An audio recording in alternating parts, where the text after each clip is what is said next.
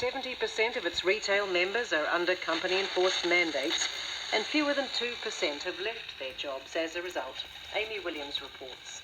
First Union represents about 30,000 workers in retail, finance, transport and logistics. Organiser Ben Peterson says many businesses, such as supermarkets, have opted into vaccine mandates to keep staff and customers safe and would not end them now. The number of people out of work due to the vaccine rule is likely small, given there were 11% fewer people on the job seeker benefit in December compared to the end of 2020. Therapy. Jokes Vol 1 Chapter 28.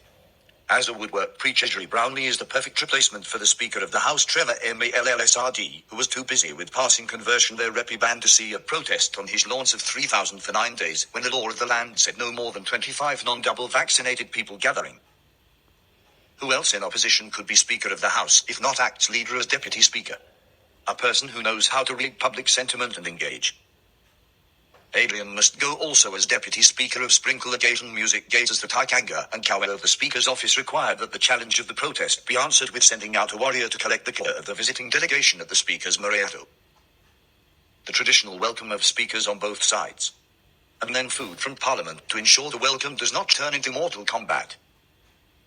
Why the Prime Minister from the winter north of Canada is a handing glove at the summer Prime Minister from the summer south of Aotearoa is to confiscate bank funds, including cryptocurrency, and wrongly identifying the protests as external concerns when it's internal mandates that is being harmful to the least within.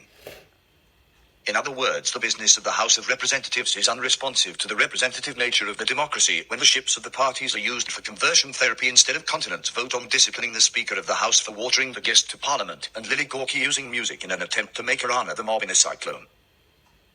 Gery Brownely and Mr. Seymour is one combination and permutation for replacement Speaker of the House, or we could have Lois Upston as Deputy Speaker and Adrian as Speaker of the House, as Trevor Mallsrd ducks for cover as a Brian Tomiki-like figure leading a super spreader event illegally.